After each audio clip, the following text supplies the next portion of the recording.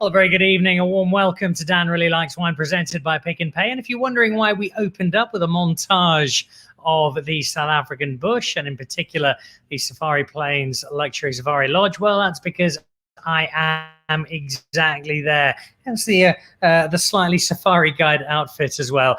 Spending a few days away with the family up in the bush, and also a good opportunity just to rub home to my two dear friends sitting in England while they are freezing and enduring rain and sleet and the weather with which February in England is normally associated. I'm enjoying some South African sunshine, and we'll be enjoying some Big Five game viewing over the next few days as well. Safari Plains, part of the extraordinary group, place I visited on many occasions. The hospitality is superb. They've got some fairly good wine. The chef is a star, but best of all, it's just out in the middle of nowhere and exploring the South African bush. So if you're looking for an escape, it's only 2 hours from Johannesburg. That's where I find myself today. And I find myself talking about one of my very favorite initiatives, the South African Wine Tribe, which was kicked off last year by Dan Really Likes Wine in partnership with Wines of South Africa, Jo Wehring and the team in the UK, and Greg Sherwood, who is the global head of consumption and tasting at Handford Wines. And I'll be introducing them in just a moment as we look ahead to next week and the first session of the South African Wine Tribe for 2021. Before we do that, though, a few things to throw ahead to. Next week on the show, we've got a lot to look forward to next week.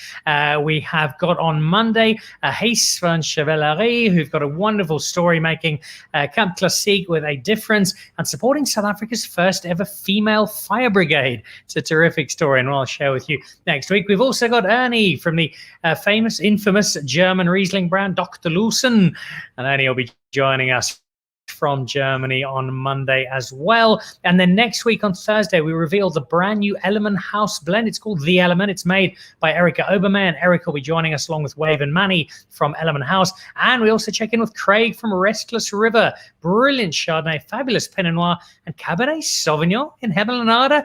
Indeed, and it's bloody good stuff as well. So that's all to look forward to next week. We've also got conversations coming up with a whole lot of people in the wine industry, and we've got a really big party coming up in Cape Town with Spider Pig, but that's all on the horizon. A little later on tonight, so we've now got an hour of Dan Really Likes Wine with two of my very favorite guests. When that's done, I'll be straight over to the Dan Nichols Show Instagram page, and we're on Instagram Live tonight with Leandy Durant, who is the host of Love Island South Africa, which kicks off this weekend on Mnet, the first series. I know Greg Sherwood hasn't missed a single episode of Love Island UK and actually tried twice to get onto the show.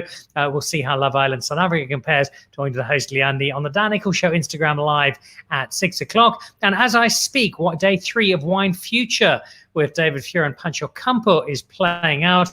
Final day is tomorrow. 2 days already have been terrific. 2 more great days to come with the first of those final 2 underway now. Let's go over to our guests, though. One of them works incredibly hard, spreading the gospel of South African wine, getting wine out around the markets, looking after South African wineries, and she's absolutely brilliant as the head of Wines of South Africa in the UK. The other just drinks South African wine to such a degree that he responds perfectly, personally, to about 15% of the South African wine that gets over to the UK.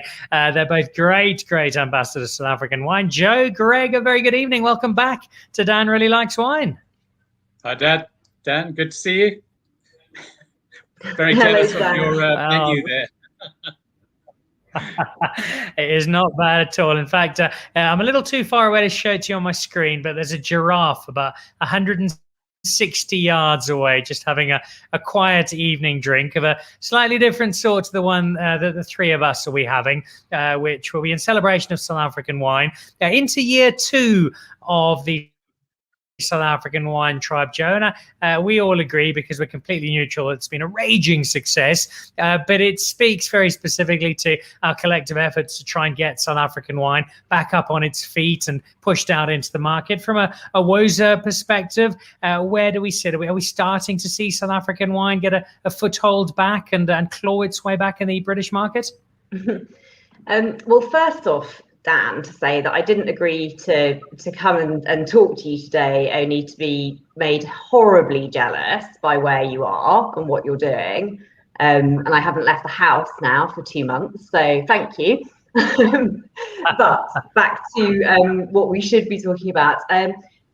We had a good year last year in 2020 in the UK for South Africa. In fact, we had a fantastic year. So with everything that happened and with our ban on exports, I think the support that we saw for South Africa here has really paid off. And we ended up with our exports to the UK market were up 23% by value in 2020, which is just brilliant to see. The UK was the fastest growing of all the top 10 export markets for South Africa. So we were so delighted to close a year like 2020 with good news, and being able to say that South Africa has really taken hold here. And I know we've touched on this before, but we had so many retailers and journalists, wine experts here who were so desperate to do something positive. And that's going on now. We've got tastings happening that people are giving their time for free, and we're getting sort of 200, 250 consumers coming together and tasting our wines. So with a year where it's been hard to be upbeat at some point, I'm so delighted that we're able to, report back and tell you these great numbers. It's a rare good news story for South African wine. And Jo, I know that you and your team have played a really big role in being able to deliver that good news story.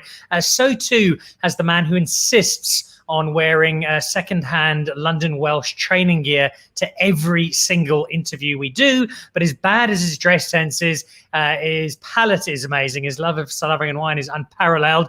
And Greg Sherwood, I think you can take a bit of a bow here, because there have been a lot of people who've supported South African wine, but I'm not sure there's anybody who's done it quite as relentlessly as you through 2020, getting right behind our South African wines, our winemakers, our brands, and not just taking them to the British market, but cheerfully shoving them down their throats and making them realize just what fabulous stuff we have. So thank you, Greg Sherwood. Thanks, Dan. Well, as I say, I've been selling a lot of South African wine for kind of over 20 years here. So, and 2020 was obviously a terribly difficult year for the industry. It is a bit of a dichotomy when we're getting such positive sales growth in the UK, and including through our business. And the market here is really buoyant. You can't put a foot wrong if you're making top South African wine or promoting South African wine here. But I do remember that there's a lot of producers in South Africa that are struggling, that have maybe been quite vested in the local market, that have, taking a lot of pressure. But it's fantastic that the local trade here, the other wine merchants, more kind of local market, UK merchants, have also really got behind the South African brand, South Africa, and the premium brands, and have been very quick to the game, and are really, really supportive. It's incredible to see all the initiatives, and it's all well and good. I've been kind of batting away for years, but I've kind of quite enjoyed carving a little exclusive niche and kind of operating in it. But that niche is becoming a lot bigger now, and thankfully so, because there's so many more great wines on the market. Well, your work has not gone unnoticed. Bubbles Highland, who was a guest on the show just a couple of weeks back. How's it, Greg? Thanks for your support, and that's a sentiment many of us echo. Lisa Harlow making the point that you've also got some new drinkers who are now converted, referring to Jo's comment. Say, yes, there are so many people who now discovered South African wine and are loving both the quality and the value. And just a quick mention of where we are at Safari Plains. Grant Sauls is a regular viewer like Lisa. Safari Plains is a great place, beautiful wildlife, and a great Burma area. Well, that's what I will be just a little later. Finishing off the wine that we are drinking as part of the Wine Tribe. It happens next week, Wednesday, the 3rd of March at 7 p.m.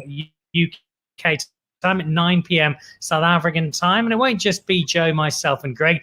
It'll also be two wonderful winemakers making three terrific wines. And both of our winemakers are women, which is fantastic. They're extraordinary winemakers. One of them, though, is not quite as well known as the other. So let's start with our Chenin Blanc, Greg. And before we try the wine, introduce those people who don't know to the story of the winemaker at Brookdale and what makes it such a lovely South African wine fairy tale.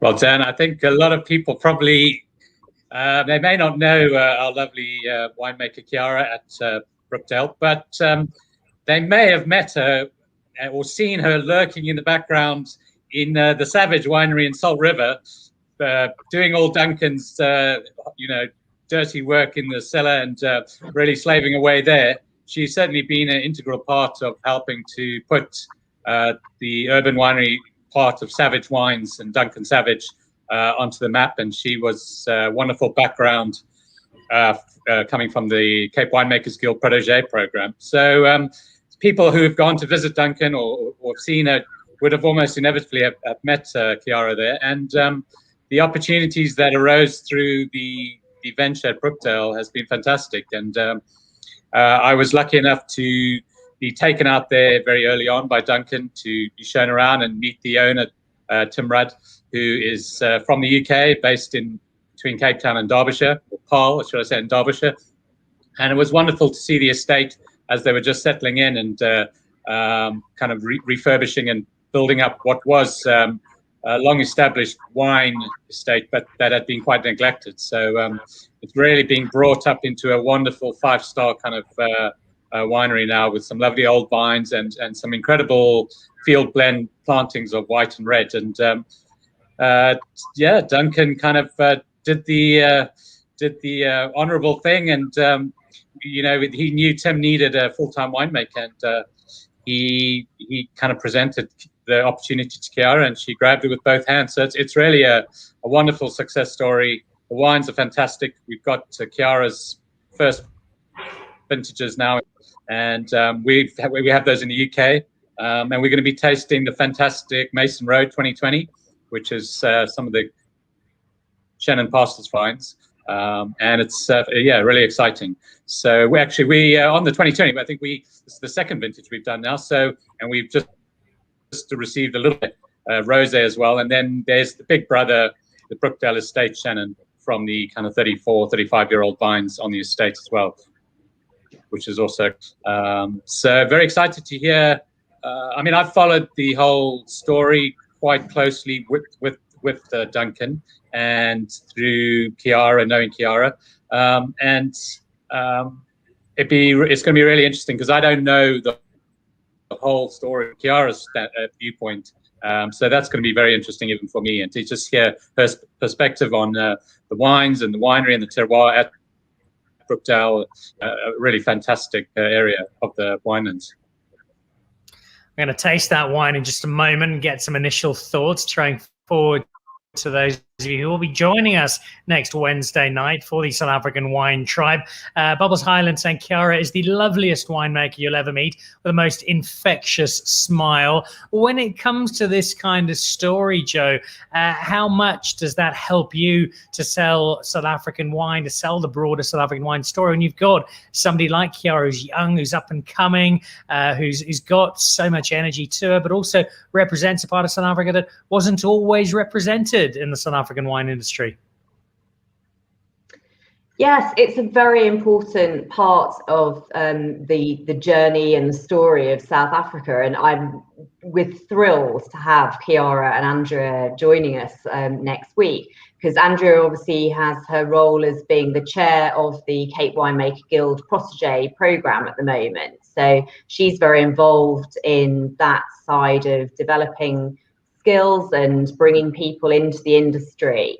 So I can't wait to hear what they've both got to say about it. And that is an important part of our message with transformation and how the industry is changing and developing. And I think, that's a kind of global spotlight now. It's not just South Africa and a South African story. I think a lot of industries, even the industry in the UK here, people are looking at how we change and move forward and make it more diverse and inclusive. So it's I think it will be a really great thing to hear Chiara's story and how she's got to where she is today.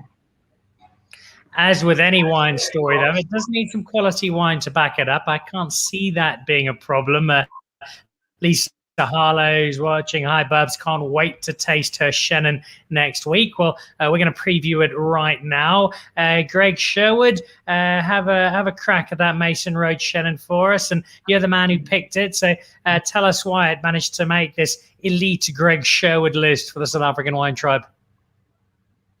Look, I think it's a fantastically pure, bright, crystalline, kind of fresh style of Chenin. I think now it's been in the bottle, 6, 7, 8 months. It's going to take on a little bit more of that Chenin weight and Chenin gravitas. The first bottling of the Mason Road, kind of second label, if you can call it that, but a more affordable label. Because there's been on things on the estate. There's a lot of younger vine fruit, which will obviously go in many directions one day older. But they've created a fantastic second label of Chenin on the farm. And in 2019, we shipped, and so quickly that when we went to ship it again, they said, "So sorry, we've got 50 cases, which we've just reserved for the local market." So we reserved the second vintage, 2020. Great year. Fabulous, crystalline, crisp, fresh, bright style of Chenin. And it's I kind of look at it if you've got people who are maybe intimidated by the pungency of Sauvignon Blanc, but still like that kind of bright, crystalline freshness and interest, you'll the Mason Road, and it'll have a little bit of that mid-palate Chenin glycerol weight as well, without being or oily at all. So it's a wonderful wine. The 2020 is still a baby, and it comes under screw caps, though that always kind of slows up them a bit. But I think by the time, if we have any of this wine left, it's going to be really fantastic for spring and summer, certainly in the UK here, and hopefully they'll still have some more wine for us to ship on our next orders. The venue for today's show is Safari Plains, and I'm slightly distracted from Greg's endorsement of the Mason Road Chenin. Greg, by a small herd of buffalo that's just wandered into the lodge. So if I disappear at high speed, there's a reason for it, but I shall maintain my courage for as long as I can and pick up on that Chenin with you, Jo, because it speaks to the conversation we've had so many times over the last year, which is the importance of the role of Chenin Blanc. And here, for me, but maybe an area we haven't spoken so much about. We tend to look at some of those flagship Chenins or Chenin blends that really do lead the charge, but also having a wine like this, which, as Greg illustrates so well, is still a fabulous wine, but is a lot more approachable in terms of its price point, gives you something that's really important in terms of that Chenin Blanc story with your sales in the UK. Yes, and I think what's so lovely about Chenin, and Greg touched on it, is that you have that freshness and the acidity and all those sort of kind of zingy flavors, but it's got this much sort of softer, rounded edge to it than as Sauvignon Blanc, for example. So there's so much versatility with Chenin in terms of what it will go with food-wise, but also it's just a very drinkable variety. And especially when you're having the ones that are fresh, young, approachable, less expensive, I think it's the wine that you can just pour a glass of and just sit down and enjoy it. And you don't have to feel on ceremony, but it doesn't tire you out. It's a very kind of easy variety to just relax with. It's a variety that's gaining a bigger and bigger fan base around the world at the moment. And I think that this Mason Road is going to have a huge number of fans, particularly those from the Wine Tribe next week. It takes place next Wednesday night, and Chiara from Brookdale will be opening things up for us. I'll be in conversation with her along with Greg and Jo. I'll also be in conversation with a quite remarkable woman. And we say sort of tongue-in-cheek, Greg, that we gave the Americans Elon Musk and Charlize Theron and Dave Matthews and Trevor Noah. And in return, we got Samantha O'Keefe and we got Andrea Mullineux. And I think we got the better of that particular exchange. Yeah, I mean, well, Andrea, you know, I've known Chris and Andrea for a long time. I mean, well, she is literally, there's nothing that, you know, she can't do. And she's been such a great role model for wine industry, for people in the wine industry in South Africa, for the whole South African wine industry. And I think the fact that she's American, she goes back to the States and visits family in California, and that, I think, I mean, a lot of people she carries a lot of gravitas and a lot of weight and influence purely because her wines have been so highly respected, so highly regarded, and so highly rewarded. Just this week or last week, her current vintages of the Leeu Passants and Mullineux have just been reviewed by Neil Martin in one of his first tranches of his South Africa report, more of which is to follow later in the year. And some incredible kind of 95+ point scores. So that's as on to add to her 100 points, first ever 100-point score for the Olorase end of last year. So, I mean, voted best winemaker. You know, wine. I mean, you probably know the stats better in South Africa. Winemaker of the year, I think 2, 3, 4 times. Winery of the year, how many times? And I love that. You know, her and Chris make it's a lovely partnership, and they each recipe of success. And I go back to my old cliche that nice people make nice wines, you know. And find a better example of Chiara or Chris and Andrea.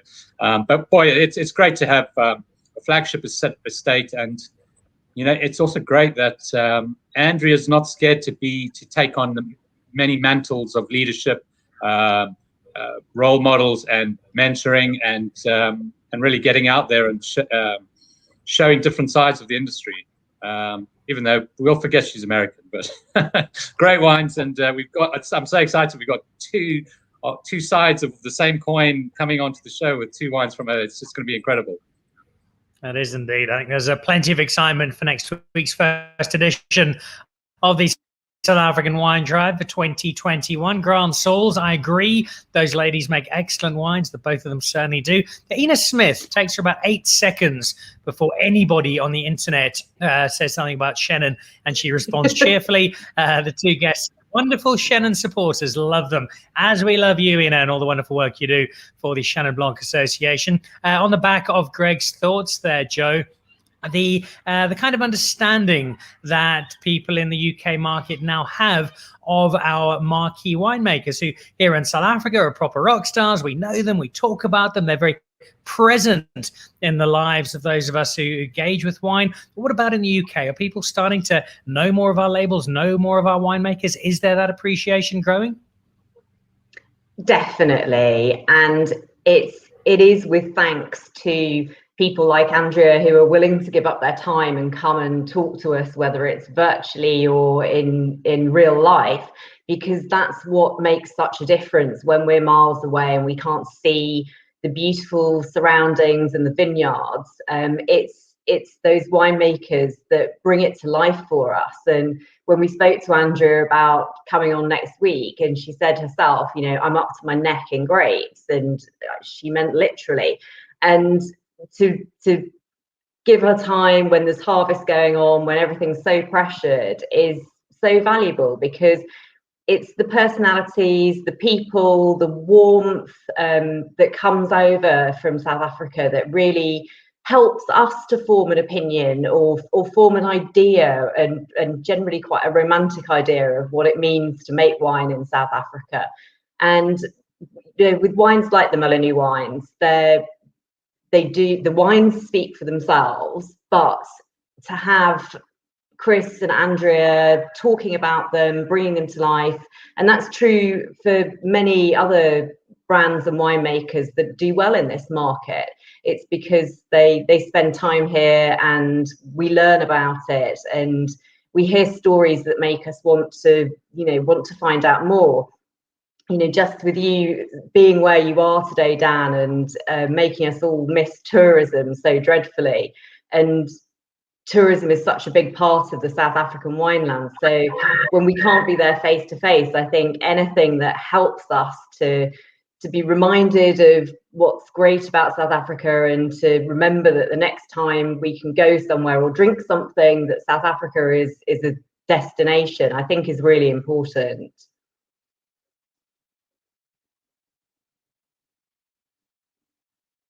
We're desperate to see those tourism numbers pick up and return. And one of the big points that came out of Wine Future, which I've been part of over the last few days, both Karina Host, formerly with Wines of South Africa, and now Siobhan Thompson, who reports in directly to Jo, talking about the challenges we have in wine tourism. And it is a big issue for our wine industry. But as you say, having people who are making wine, who people getting to know from other parts of the world and then wanting to come and visit and support will help us get back to where we were. Question for you before we try the wine, Greg, on this particular partnership you've got here. Not one, but two people making wine.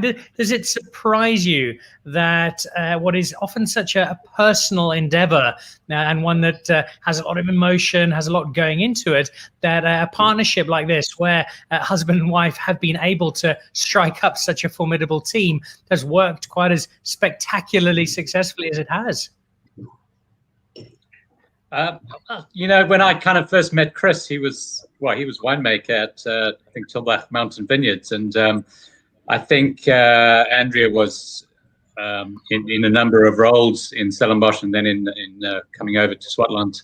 And I think their partnership and joining up together, they've identified, where their strengths and where they need to kind of drive the project forward. And Chris has really picked up the incredibly complicated and difficult map of the viticulture and growing fruit and producing some of the best grapes. And Andrea's kind of stepped into the breach. She's very focused, probably one of the most perfectionist winemakers I know anywhere in the world, and uses that fruit and literally bottles that kind of liquid terroir map, of the grapes on the farm or on the properties that they have. And that is not to do. I think the greatest wines in the world are the most unaffected and least tampered with kind of wines. So the true essence of the fruit that's grown there and the true essence of the terroir. But you've got to have great fruit, and we make a lot of great wine in South Africa all over the place and have some incredible terroirs. But, the only way you're going to go above that 80% quality level to the 85, 86, 87, 90, in where you start getting these kind of 95 plus point wines, you can only do it. You can't do it in the winery. You can only do it in the vineyards with great fruit.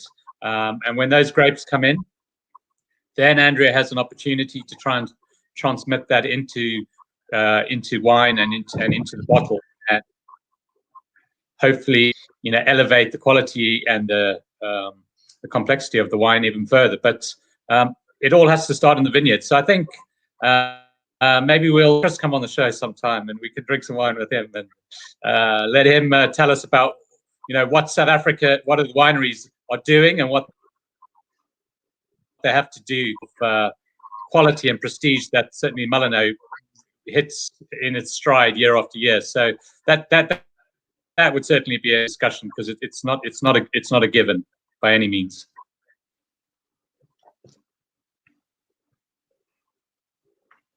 We have had them on a couple of times together on Dan Really Likes Wine, and they are just such a formidable team, and the results are spectacular.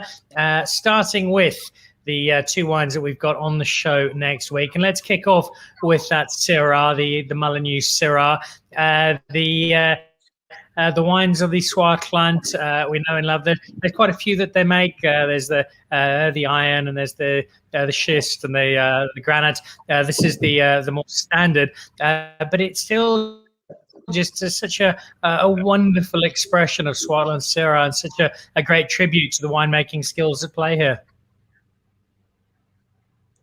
Well, I think you need to be careful in calling it the basic or the. I mean, certainly, if people like Ibn Sadi, one of their neighbors, he will tell you that his Palladius and Columella are his pride and joy and his estate accomplishments, and where everyone talks about his old vine series. So while a lot of people might talk about schist iron and these single terroir expressions, I'd say certainly for Chris and Andrea, their big pride and joys are making high quality and incredibly consistent, the old vine white chenin-based blend, and then this syrah blend, which, if I'm not mistaken, quite a bit of the fruit from the schist soils on Roundstone and around Roundstone in the Swartland, where they're based on their farm, and then there's some other parcels which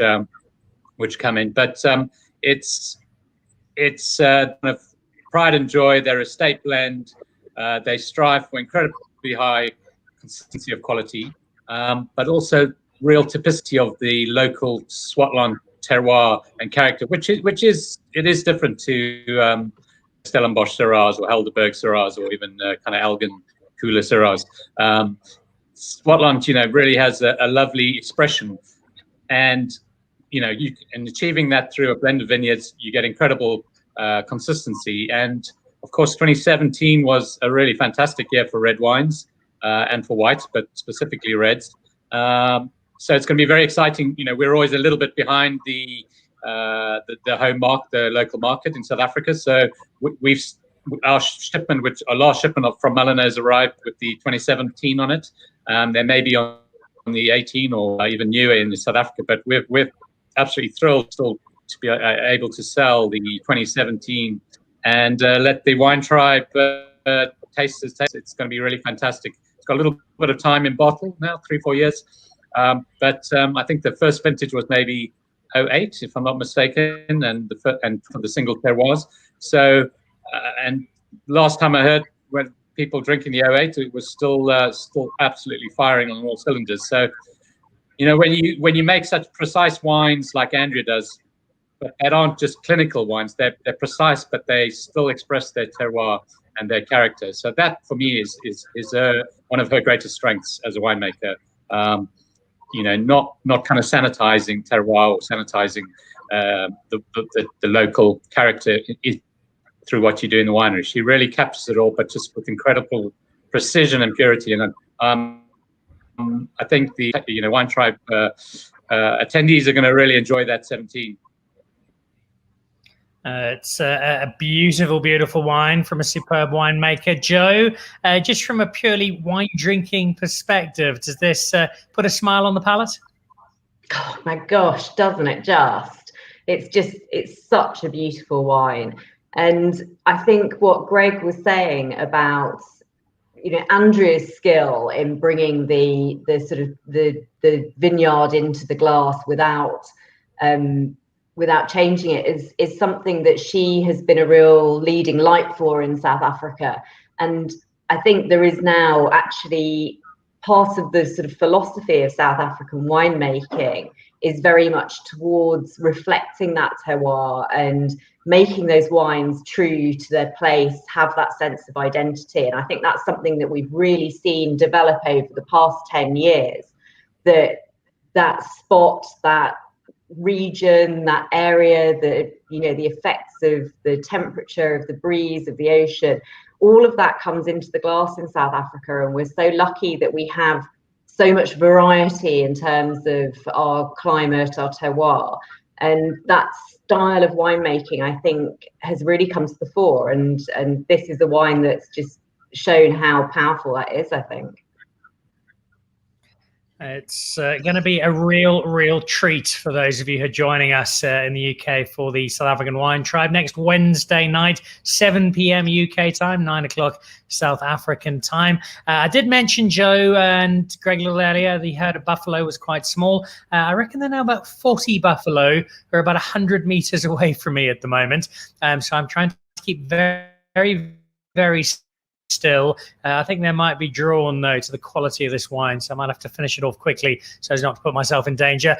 This could well be the highlight of next week, but there is some competition. We've met part one of the competition in terms of the chenin. Let's meet the other competition that comes from the same winemaker, slightly different label, very exciting partnership with one of the many big foreign names who've come in and invested into South African wine. Give us an introduction and your thoughts, Greg, on Leeu Passant and the range therein.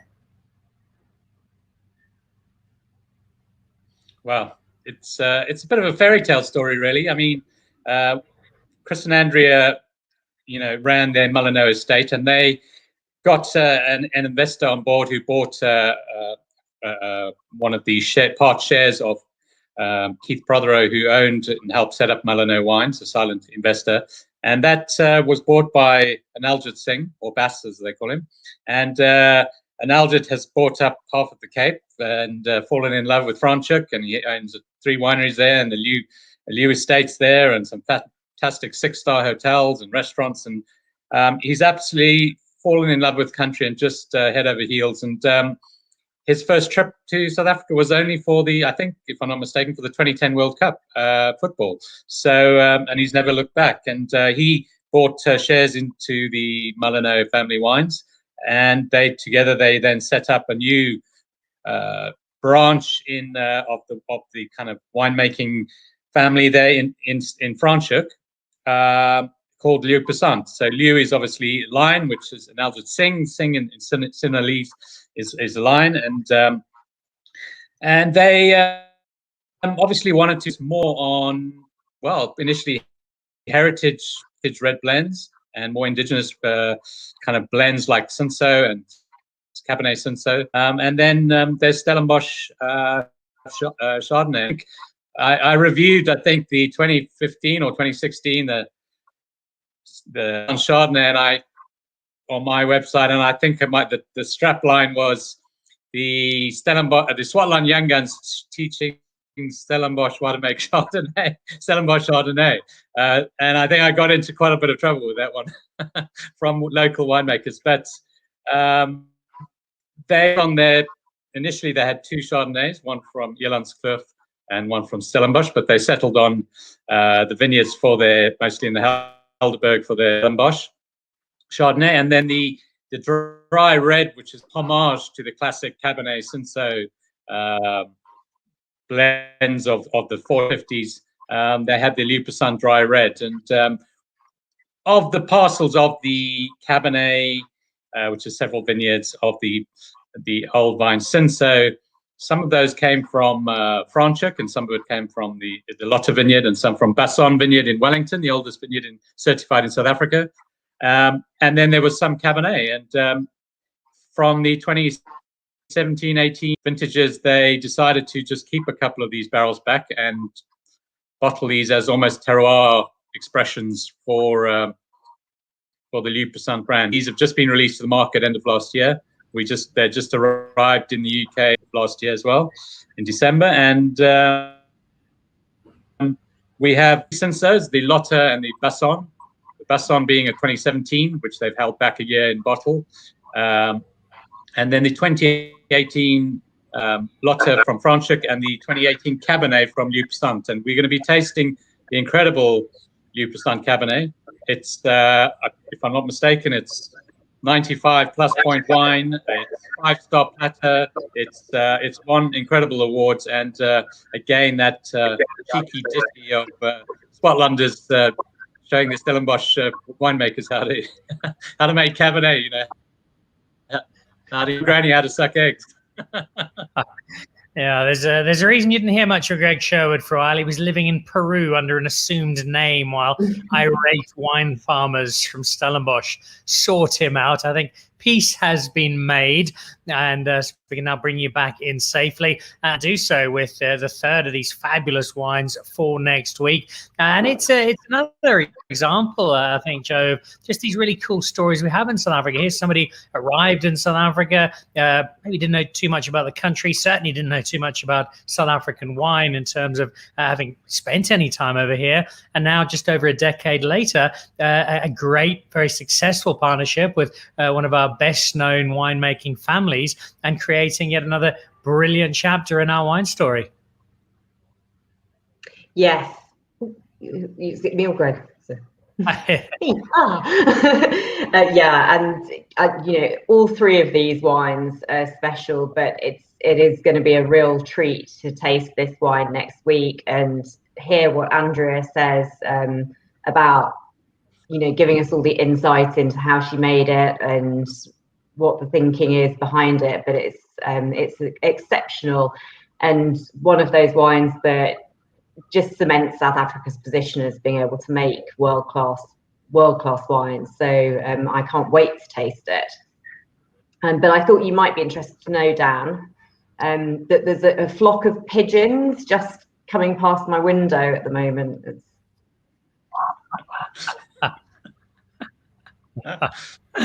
So there we go. Jo sees my herd of buffalo and rages me a small flock of pigeons. Fair enough.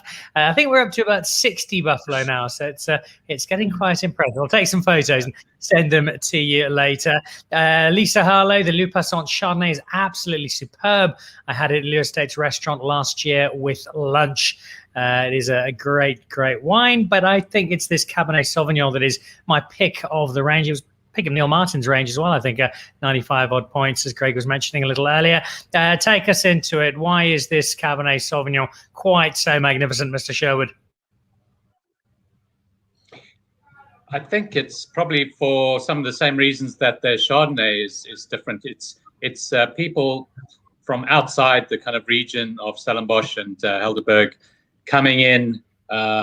They have, firstly, with their incredibly obsessive compulsive vineyard analysis and vineyard searching, picking certain, you know, blocks of certain variety, you know, whether it's Chardonnay or whether it's the Cabernet, and finding really the most outstanding fruit that they think they can create the style that they're looking to. And that style is somewhat different to the cliched kind of style of Cabernet. But of course, that's part of the secret of the whole Leeu Passant brand. They really kind of have taken a different spin, and this Cabernet's got incredible precision and purity. They were very kind enough to courier me samples last year, in between many of your lockdowns, where they could get wine out, even while the export ban was on. And when there was a small window, they sent samples over, and I was absolutely blown away. Wines up and tasted them online with them. And Andrea, the only instructions she gave me was, please taste them over 2 or 3 days and not don't just pull the cork and drink it. So for the wine try people, yeah, do try and open the Cabernet. It'll certainly last if we're tasting, I think it'll certainly last the whole weekend if you can stretch it that far. It really is worthwhile. Otherwise, open it the day before. I mean, the quality and the levels of character and nuance that come through. But there's a kind of purity, a precision, and a freshness. And I'm just looking at my, I mean, it's 14%, but you would think it kind of comes across as a kind of 12.5%, 13% Bordeaux kind of style. It's just got such linear precision and purity. And I think that's, you know, that's where some of Andrea's great strengths really play to varieties like this Cabernet and certainly to the Cinsaults, which can be quite brambly and earthy, but they have such kind of tight wound spring tension in them and purity of you know, variety and the fruit expression. So really exciting. They're not over oaked, overblown. They really have respect for the vineyards and the grape and the fruit, the old vine fruit that's going into them. So I just love to see these single varietal expressions, and it's it kind of does hark a little bit back to what they've achieved with the iron, schist, and quartz, and why those wines have become so sought after, and not just in South Africa but internationally. But reminds me of a couple of rugby players we know, big but still got a lightness of touch, and it is an utter delight to drink. Third of our 3 wines. Jo, give us the official wines of South Africa UK assessment for bottle number 3.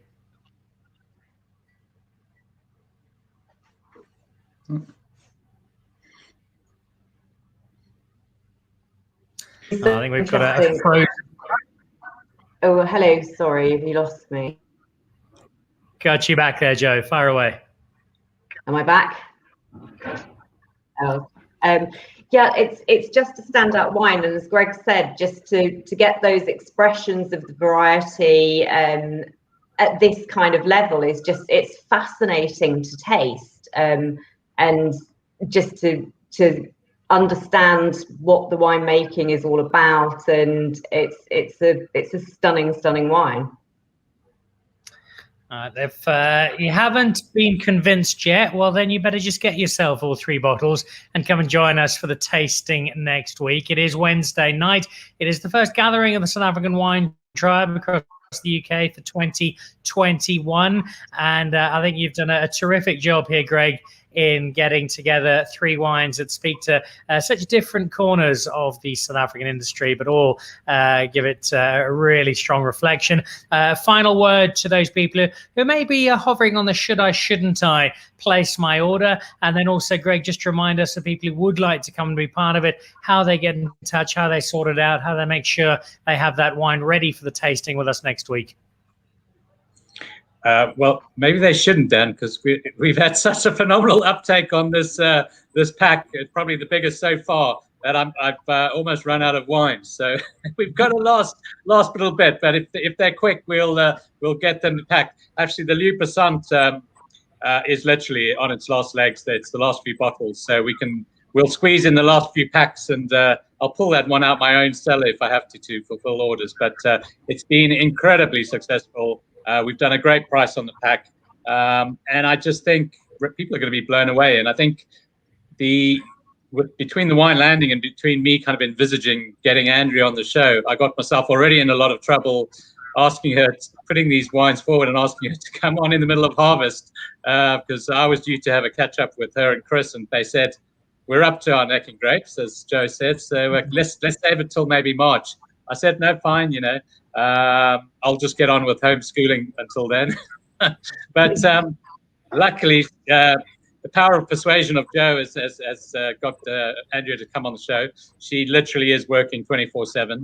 And this wine is literally absolutely exploded onto the market in the UK, as I say, with first vintage. And people do love these collectible wines. So I'm already negotiating with Chris to try and bring over a few more cases for people on our next shipment of this 18, which will be gone in the next few days. So hopefully, if anyone likes it, I might be able to get a few more cases, because it's really just taken us by total surprise. And we got a blitz of web orders and private clients phoning us just out of the blue. I don't know if they've been reading scores and ratings all of a sudden, but really caught us a bit short. But I'm glad we've been able to fulfill the orders so far and get this wine on, because it's one of those wines that you're not going to get to taste too often. So it's very exciting. So get on the show. They just need to email me, greg@handford.net, HANDFORD, and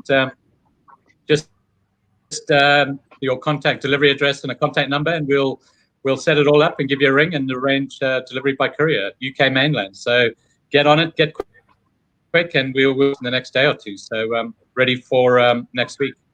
It's going to be very exciting. So, Greg@handford.net, send that in. And I think while we have that image of Greg up, important to throw in, we've got a comment there from Bubs Highland. Beautiful flowers behind you, Greg, almost trumping the buffalo. And they are. Greg does all his own flower arrangements. And what's also quite nice, he's got the flowers over one shoulder, and over the other shoulder, that's Greg's dinner just waiting in the back corner of his kitchen, which he'll be making his way through. Before we say goodbye to both of you, Jo, just a final word to everybody who's thinking of coming on board, wanting to be part of the South African Wine Tribe, and what it means to you as Wines of South Africa to have that kind of support across the UK. Yes, and I would just say come and join us. Obviously, you don't have to open all the bottles on the night. If you want to save something and keep it for a special evening, you can just relax and enjoy hearing what Chiara and Andrew are going to tell us about the wines. But it's a really beautiful selection. I think all 3 of them meet such different needs, tell such different stories, and I think it's a really nice way to come and spend an hour. So we'd love to see you there. All right. And on top of Sorry, that, Dan. there'll be The address Greg. is Handford with a D. Sorry, the Handford.net, HANDFORD, Handford. So to avoid the bounce backs, but very exciting. Yeah. Today's show is being produced by my 4-year-old son, so my apologies there. We'll get that sorted out. So it's Greg at Handford.net, where you will get to chat to Jo and Greg and get Greg's expert analysis, in particular of the wine as a master of wine. You'll get to talk to Chiara and talk to Andrea about their wine. You'll get to taste all 3 wines, and you will get to see the fabulous flower arrangements and collection of questionable sporting attire for which Mr. Sherwood MW is so globally acclaimed. Siobhan Thompson dropping in. Thanks for all the support for SA Wine, Dan, and of course, Greg too. Siobhan, thanks for your support and well done on a great contribution to Wine Future yesterday. Greg, Jo, thank you. I look forward to seeing you next week when we do the South African Wine Tribe for the first time in 2021. Some wonderful wine, 2 terrific winemakers. I think we're in for a cracking start to the year. So thanks for the time this evening. I've got some buffalo to go and hang out with. And you guys have got some rain and some early darkness to deal with. So enjoy the rest of the evening, and we'll catch up with you online for the Wine Tribe next week. Great. Thanks, Dan. See you next week, Dan. So there we go. This has been Dan Really Likes Wine, presented by Pick and Pay. A reminder that if you're not already to join the Pick and Pay Wine Club, that's absolutely free of charge. Just send your smart shopper card number through to 36775. You join the club, and that gets you, amongst other things, 3 times the smart shopper points on every bottle of wine you buy, every single one, 20% off 10 great wines every month, and there's a 25% discount on a particular case and a particular magnum each month. So really, really good deals, and a particularly good reason to be part of that wine club, absolutely free of charge.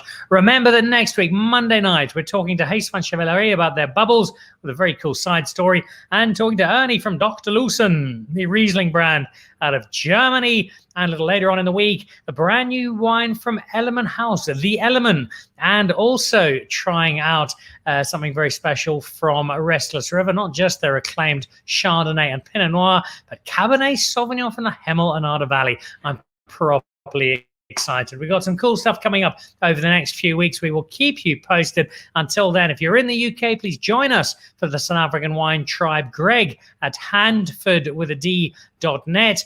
Send in your email to Greg. He'll sort you out with the wine, and you'll be part of our Zoom call next Wednesday to try all of that wine. Thanks to everybody who's joined us this evening. Keep drinking and supporting South African wine. And a big thank you to the team at Safari Plains hosting me here for a few days, trying out some great wine, enjoying the bush, and just getting a reminder of why South Africa is such a wonderful place. Keep drinking South African wine, keep supporting it. Enjoy the rest of your evening. Goodbye.